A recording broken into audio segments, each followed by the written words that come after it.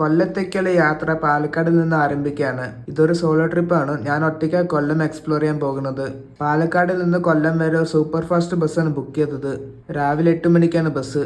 മണ്ണാർക്കാടിൽ നിന്ന് പുറപ്പെട്ട് തിരുവനന്തപുരം വരെ പോകുന്ന സൂപ്പർ ഫാസ്റ്റ് ബസ് കൊല്ലത്തേക്കുള്ള യാത്ര ആരംഭിച്ച് തൃശ്ശൂരും എറണാകുളം ആലപ്പുഴയും കടന്ന് വൈകുന്നേരം 5:30 ആയപ്പോഴത്തേക്കും കൊല്ലം എത്തിയിരിക്കുകയാണ്. 4:30 എത്തേണ്ട ബസ്സായിരുന്നു. 1 മണിക്കൂർ ലേറ്റായി. ബസ് സ്റ്റാൻഡിൽ നിന്ന് പുറത്തേക്ക് ഇറങ്ങിയപ്പോൾ ഒരു ആൾക്കൂട്ടം കണ്ട്.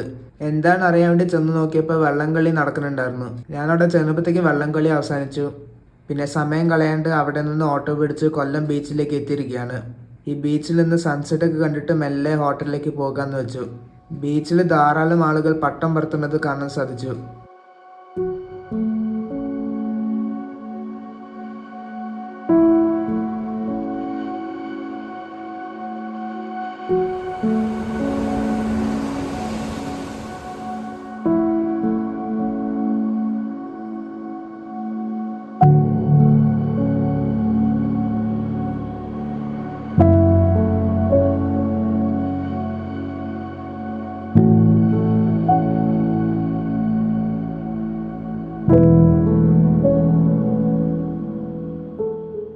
അങ്ങനെ ബീച്ചിൽ നിന്ന് സൺസെറ്റ് ഒക്കെ കണ്ടിട്ട് അവിടെ നിന്ന് ഒരു ഓട്ടോ പിടിച്ച് ആശ്രമം എന്ന് പറഞ്ഞ സ്ഥലത്തേക്ക് എത്തിയിരിക്കുകയാണ്.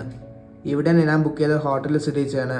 SR റെസിഡൻസ് എന്ന് അറിയപ്പെടുന്ന ഹോട്ടലാണ് റൂം ബുക്ക് ചെയ്തേക്കുന്നത്. ഇതാണ് എൻ്റെ റൂം. ചെറിയ റൂമാണ്, പക്ഷെ അഡ്ജസ്റ്റ് ചെയ്യാം. ടവലും സോപ്പും വെള്ളം കുപ്പിയൊക്കെ തന്നിട്ടുണ്ട്. അടുത്ത ദിവസം രാവിലെയായി. ജടായിപ്പാറ വിസിറ്റ് ചെയ്യാനും മൺട്രോത്തുരുത്തുള്ള ബോട്ടിങ്ങും ചെയ്യാനാണ് ഇന്നത്തെ പ്ലാൻ. ആശ്രമം റോഡിന്റെ സൈഡിലുള്ള ഈ നടപ്പാതയെ കൂടെ KSRTC ബസ് സ്റ്റാൻഡിൽ ലക്ഷ്യമാക്കി നടന്നുകൊണ്ടിരിക്കുക. ഇവിടെ ഒരു പള്ളി കാണാൻ സാധിക്കും. ഹോളി ഫാമിലി ചർച്ചാണിത്. ഒരു കായലിന്റെ അടുത്തായിട്ടാണ് കൊല്ലം KSRTC ബസ് സ്റ്റാൻഡ് സ്ഥിതി ചെയ്യുന്നത്. ഇവിടെ ഒരുപാട് ഹൗസ് ബോട്ടുകൾ കാണാൻ പറ്റും. ബസ് സ്റ്റാൻഡിന്റെ അടുത്തുള്ള റെസ്റ്റോറൻറ്റിൽ നിന്ന് രാവിലത്തെ ബ്രേക്ക്ഫാസ്റ്റ് കഴിക്കുകയാണ്. ഇടിയപ്പം മുട്ടക്കറിയാണ് ഓർഡർ ചെയ്തത്. ജടായിപ്പാറയിലേക്ക് ഏത് ബസ്സാണ് പിടിക്കേണ്ടതെന്ന് അറിയില്ല. KSRTC ഓഫീസിൽ ചെന്ന് ചോദിച്ചപ്പോൾ ഈ ബസ്സിൽ കയറാൻ പറഞ്ഞു. കുളത്തൂപ്പുഴയിലേക്ക് പോകുന്ന ബസ്സാണിത്. ഇതിൽ കയറി ആയൂർ എന്ന് പറഞ്ഞ സ്ഥലത്ത് ഇറങ്ങണം. അപ്പം അങ്ങോട്ട് ടിക്കറ്റ് എടുത്തു. 45 രൂപയായി.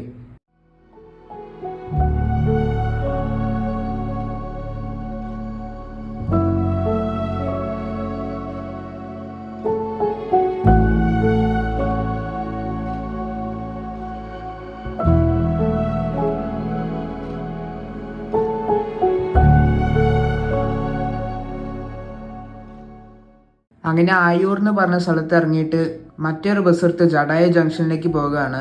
ചെറുതായിട്ട് മഴ പെയ്യുന്നുണ്ട് ഇപ്പം.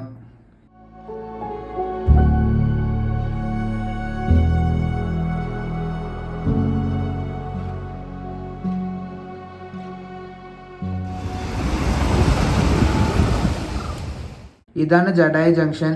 ഇവിടെ നിന്ന് റൈറ്റ് എടുത്ത് ഒരു 500 മീറ്റർ നടന്നു കഴിഞ്ഞാൽ ജടായപ്പാറയുടെ എൻട്രൻസിലേക്ക് എത്താം.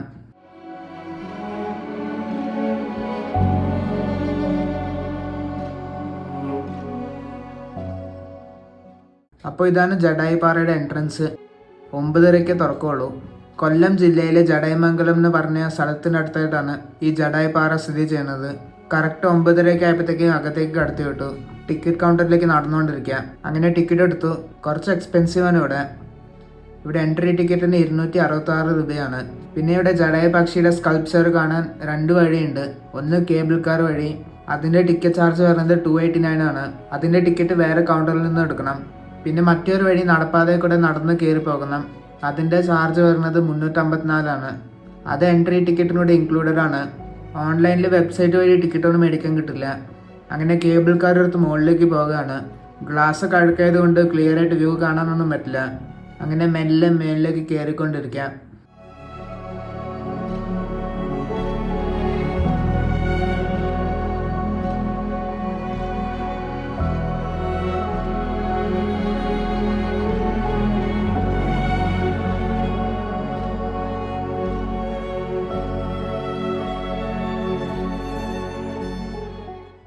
അങ്ങനെ കേബിൾ കാർ മേളിലത്തെ സ്റ്റേഷനിലേക്ക് എത്തിയിരിക്കുകയാണ്. കുറച്ച് നടന്നപ്പോൾ ജടായ പക്ഷിയുടെ ഒരു വലിയ ശില്പം കാണാൻ പറ്റും. ഇതിൻ്റെ ചരിത്രത്തെക്കുറിച്ച് പറയുകയാണെങ്കിൽ രാമായണത്തിലെ ഒരു ഡെമി ഗോഡാണ് ജടായു. കഴുകൻ്റെ രൂപമായിരുന്നു അദ്ദേഹത്തിന്. ചരിത്രമനുസരിച്ച് രാവണൻ സീതയെ ലങ്കയിലേക്ക് തട്ടിക്കൊണ്ടു പോകാൻ ശ്രമിച്ചപ്പോൾ ജടായു സീതയെ രക്ഷിക്കാൻ ശ്രമിച്ചു. ജടായു രാവണനുമായി യുദ്ധം ചെയ്തു. പക്ഷേ ജടായു വളരെ വൃദ്ധനായതുകൊണ്ട് രാവണൻ ഉടനെ തന്നെ അവനെ പരാജയപ്പെടുത്തി. ചിറകുകൾ മുറിച്ച് ജടായമംഗലത്തെ ഈ പാറകളിൽ വീണു. സീതയെ അന്വേഷിച്ച് നടന്ന രാമനും ലക്ഷ്മണനും വീണ് കിടന്ന ജടായുവിനെ കണ്ടുമുട്ടി. ആ ഓർമ്മയ്ക്കായി ലോകത്തിലെ ഏറ്റവും വലിയ പക്ഷിശില്പം ഈ പാറയിൽ നിർമ്മിച്ചു. 15,000 സ്ക്വയർ ഫീറ്റ് വിസ്തീർണമുള്ള ഈ ശില്പം 70 അടി ഉയരമുണ്ട്. ഇതിൻ്റെ അകത്തൊരു മ്യൂസിയം ഉണ്ട്. പിന്നെ ഇവിടെ കേബിൾ കാർ വരുന്നതും പോകുന്ന ഒരു അതിമനോഹരമായ വ്യൂ ഇവിടെ നിന്ന് കാണാൻ പറ്റും.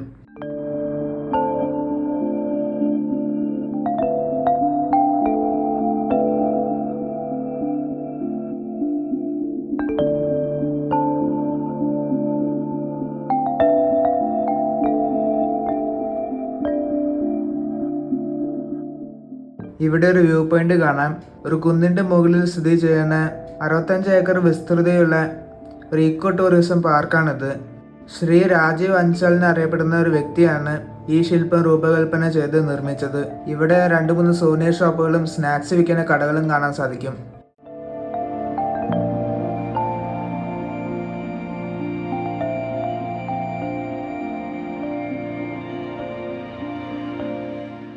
ഇവിടെ ജഡായു സ്റ്റാച്യൂയുടെ അടുത്ത് ശ്രീ കോദണ്ഡരാമർ ടെമ്പിൾ ഉണ്ട്.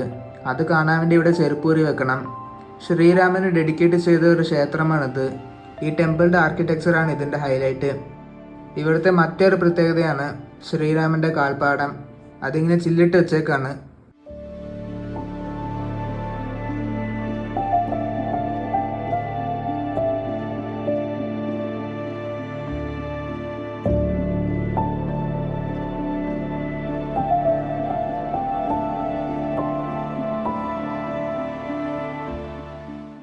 ജഡായു പാറയുടെ കാഴ്ചകൾ കണ്ട് തിരിച്ചു പോകുകയാണ്. ഇവിടെ നിന്ന് നല്ലൊരു വ്യൂ കാണാൻ പറ്റും. ചടയമംഗലം ടൗണാണ് കേട്ടോ താഴെ കാണുന്നത്. ചെറിയ രീതിയിലൊരു മഴക്കാറുണ്ട്. ഇവിടെ 6D തിയേറ്റർ വർക്ക് നടന്നുകൊണ്ടിരിക്കാം. ഭാവിയിലെ ജഡായു പാറയെ കുറിച്ചും അതിൻ്റെ ചരിത്രം ഡിസ്പ്ലേ ചെയ്യുന്ന ഒരു തിയേറ്റർ ഇവിടെ ഉണ്ടാകും. എൻ്റെ കയ്യിൽ കേബിൾ കാറിൻ്റെ ടിക്കറ്റ് ഉണ്ടെങ്കിലും ഈ കാണുന്ന വഴിയിലൂടെ താഴേക്ക് നടന്നു പോകാനാണ് തീരുമാനം. ഇങ്ങോട്ട് കേബിൾ കാർ വഴി കയറി വന്ന് താഴോട്ട് നടക്കുന്ന വഴി കേബിൾ കാർ പോകുന്നത് കാണാൻ സാധിക്കും. അതാണ് കേബിൾ കാർ സ്റ്റേഷൻ. നമുക്ക് എന്തായാലും കാഴ്ചകൾ കണ്ട് മെല്ലെ താഴത്തേക്ക് ഇറങ്ങാം.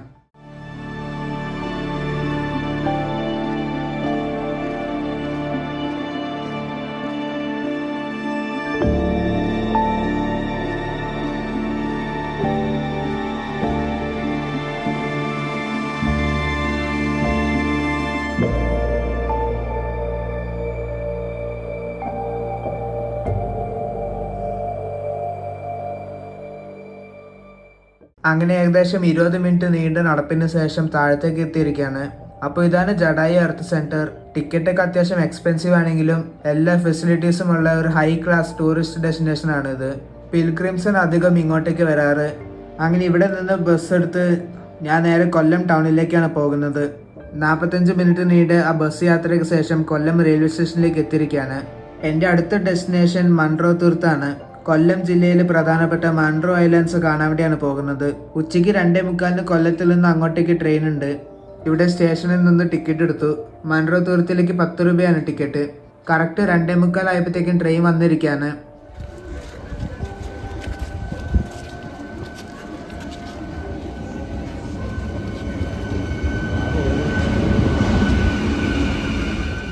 കൊല്ലത്തിൽ നിന്ന് കോട്ടയം വരെ പോകുന്ന മെമു ട്രെയിനാണ് കേട്ടോ ഇത്. ഈ ട്രെയിനിൽ കയറി പോകുന്ന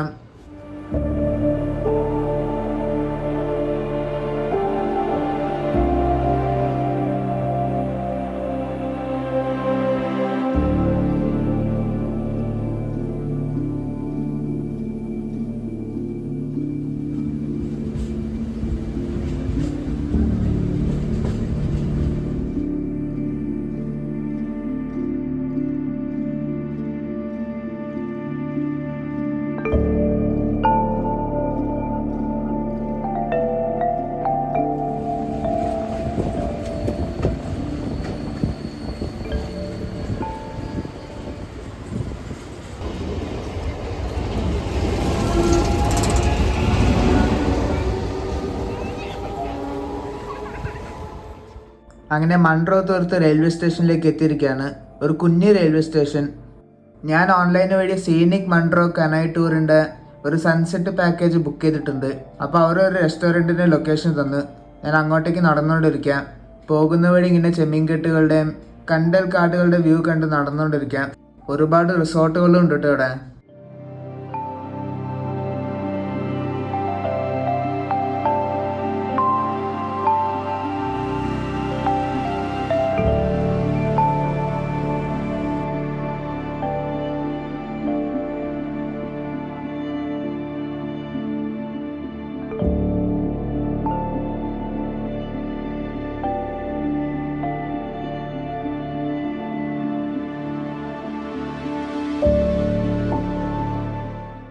എസ് വളവ് എന്ന് പറയുന്ന ഒരു സ്ഥലത്ത് എത്തിയിരിക്കുകയാണ്. എസ് പോലെ കിടക്കുന്ന ഈ റോഡ് കാരണമായിരിക്കാം ഈ സ്ഥലത്തിന് ഇങ്ങനത്തെ ഒരു പേര് വരാൻ കാരണം. ഇവിടെ കുറേ വള്ളങ്ങൾ അടുപ്പിച്ചിട്ടേക്കുന്നത് കാണാം. ഈ ഹോട്ടലിലേക്ക് വരാനാണ് അവർ എന്നോട് പറഞ്ഞത്. വൈകുന്നേരം 3:30 ഇവിടെ നിന്നാണ് കനോയ് റൈഡ് ആരംഭിക്കണത്. ഏകദേശം 2.5 മണിക്കൂർ നീണ്ട കനോയ് റൈഡാണിത്. കല്ലട നദിയാണ് കേട്ടോ ഒഴുകി പോകുന്നത്.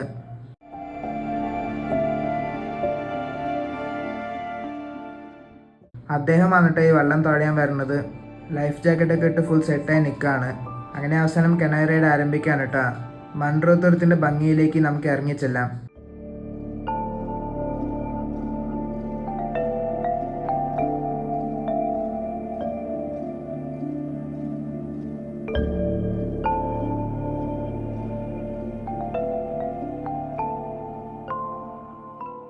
കല്ലടയാറും അഷ്ടമുടി കായലും സംഗമിക്കുന്ന സ്ഥലത്ത് സ്ഥിതി ചെയ്യുന്ന 8 ദ്വീപുകളുടെ ഒരു കൂട്ടമാണ് മൺട്രോ ഐലൻഡ്സ്.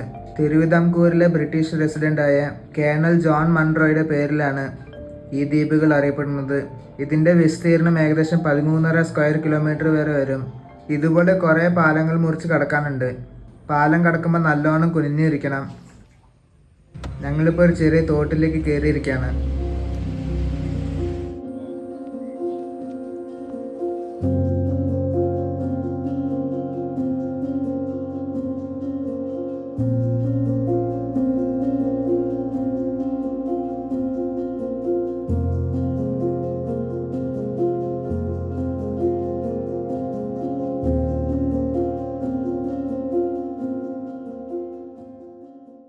ഇവിടെ ഒരു മീൻ കൃഷി കാണിക്കാൻ വേണ്ടി വെള്ളം സൈഡാക്കി.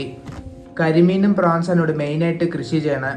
ഇതിനകത്ത് കരിമീൻ ഇഷ്ടം പോലെ ഉണ്ടെന്ന് വെള്ളം തൊടയുന്ന ചേട്ടൻ പറഞ്ഞു. ഈ പ്രദേശത്തുള്ള മെയിൻ വരുമാന മാർഗം തന്നെ ഈ ഫിഷ് ഫാമിംഗ് ആണ്, പിന്നെ ടൂറിസം. അങ്ങനെ ഫിഷ് ഫാമിങ്ങിൻ്റെ കാഴ്ചകൾ കണ്ട് തിരിച്ച് വെള്ളത്തിലേക്ക് കയറിയിരിക്കുകയാണ്. മാംഗ്രോവ്സിനിടയിൽ കൂടുതൽ ബോട്ട് റൈഡാണ് ഇവിടുത്തെ ഹൈലൈറ്റ്. പിന്നെ ഇവിടെ കണ്ടിരിക്കുന്ന മറ്റൊരു സംഭവമാണ് മാംഗ്രോവ് ആർച്ച്. അതിൻ്റെ അകത്തൂടെയൊക്കെ ബോട്ടുകൾ പോകും. അങ്ങോട്ടും പോകുന്നുണ്ട്. ഈ മൺട്രോ തുരുത്തും ആലപ്പുഴ പോലെ തന്നെ മഴക്കാലത്ത് ഒരുപാട് വെല്ലുവിളികൾ നേരിടുന്ന ഒരു സ്ഥലം കൂടിയാണ്. ഹൈ ടൈഡ് സമയത്ത് ഇവിടെയുള്ള പല സ്ഥലങ്ങളും വെള്ളത്തിനടിയിലാകാറുണ്ട്.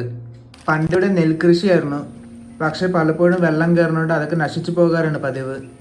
പിന്നെയാണ് ആൾക്കാർ ഫിഷിങ്ങിലേക്ക് മാറിയത്.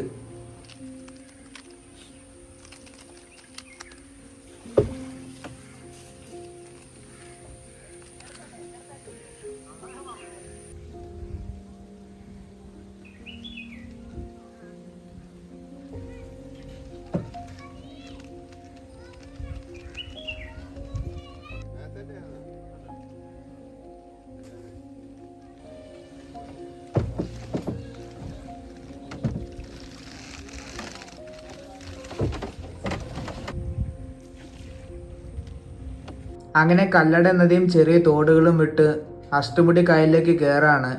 സൺസെറ്റിൻ്റെ സമയമായിക്കൊണ്ടിരിക്കുക. സൂര്യനോട് അസ്തമിക്കാൻ റെഡി ആയിക്കൊണ്ടിരിക്കുകയാണ്. സൺസെറ്റിൻ്റെ സമയത്തുള്ള ഗോൾഡൻ ലൈറ്റ് അടിക്കുമ്പോൾ ഈ സ്ഥലത്തിൻ്റെ ഭംഗി ഒന്നുകൂടെ കൂടി. നല്ല അടിപൊളി കാഴ്ചകളാണ് ഇനി അങ്ങോട്ട് കാണാൻ സാധിക്കുന്നത്.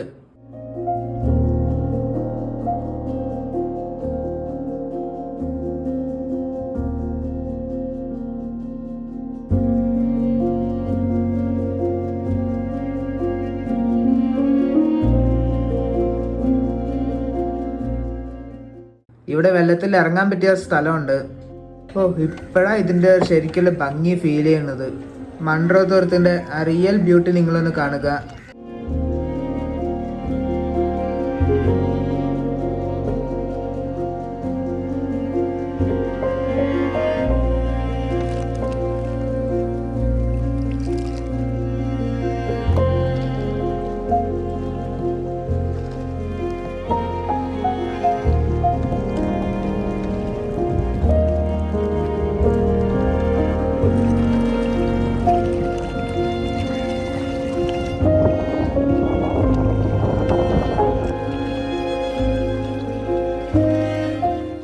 ഞങ്ങളുടെ വെള്ളം വീണ്ടും ഒരു സ്ഥലത്ത് ഒതുക്കിയിട്ടു. ചിയ സീഡ്സ് ഒക്കെ ഇട്ട് ഒരു നാരങ്ങലും കുടിച്ചുകൊണ്ട് ഈ അടിപൊളി സൺസെറ്റ് കണ്ടുകൊണ്ടിരിക്കുകയാണ്. അങ്ങ് ദൂരെ കാണാൻ സാധിക്കും മാംഗ്രൂവ് ആർച്ച്. അതിൻ്റെ ഇടയിൽ കൂടെ ബോട്ടൊക്കെ പോകുന്നുണ്ട്. എന്തായാലും ഞങ്ങളിനി അങ്ങോട്ടാണ് പോകുന്നത്.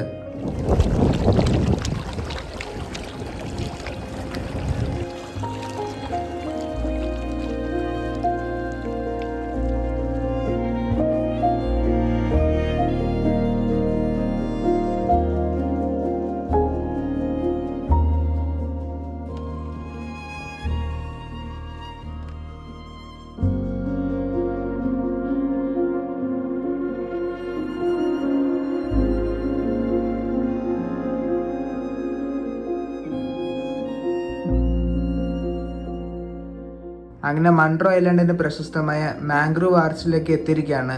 ഇതിൻ്റെ അകത്തൂടെ ആയിരിക്കും നമ്മുടെ വെള്ളം ഇനി പോകാൻ പോകുന്നത്. നല്ലൊരു വ്യൂ ആണ് കേട്ടോ.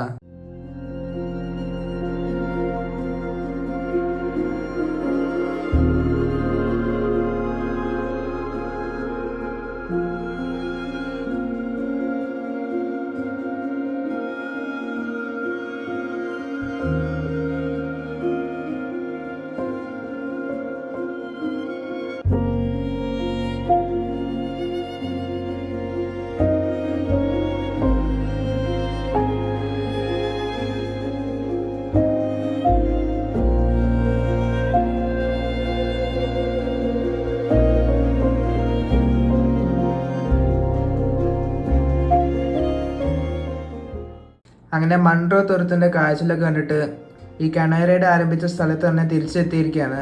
അവിടെ നിന്ന് ചേട്ടൻ എന്നെ റെയിൽവേ സ്റ്റേഷൻ വരെ കൊണ്ടാക്കാമെന്ന് പറഞ്ഞു. ഈ 2.5 മണിക്കൂർ നീണ്ട കനോയ് റൈഡിന് എനിക്ക് വന്ന ചാർജ് 2500 രൂപയാണ്. സീനിക് മൺട്രോ എന്നറിയപ്പെടുന്ന വെബ്സൈറ്റ് വഴി ഇത് ബുക്ക് ചെയ്ത്. അങ്ങനെ മൺട്രോ തുരുത്ത് റെയിൽവേ സ്റ്റേഷനിലേക്ക് എത്തിയിരിക്കുകയാണ്. വൈകുന്നേരം 6:45 കൊല്ലത്തേക്കുള്ള മെമു ട്രെയിൻ വരും. എന്തായാലും ഈ വീഡിയോ ഞാൻ വെച്ച് അവസാനിപ്പിക്കാം. കൊല്ലത്തിൻ്റെ കാഴ്ചകൾ നിങ്ങൾക്ക് എല്ലാവർക്കും ഇഷ്ടപ്പെടുമെന്ന് വിചാരിക്കുന്നു. ഇഷ്ടപ്പെട്ടെങ്കിൽ ലൈക്ക് അടിക്കുക, അഭിപ്രായങ്ങൾ കമൻറ്റ് ചെയ്യുക. ഈ ചാനൽ ആദ്യമായിട്ട് കാണുന്നവരെ സബ്സ്ക്രൈബ് ചെയ്യുക. മറ്റൊരു വീഡിയോ ആയിട്ട് പിന്നെ കാണാം. അതുവരെ ബൈ.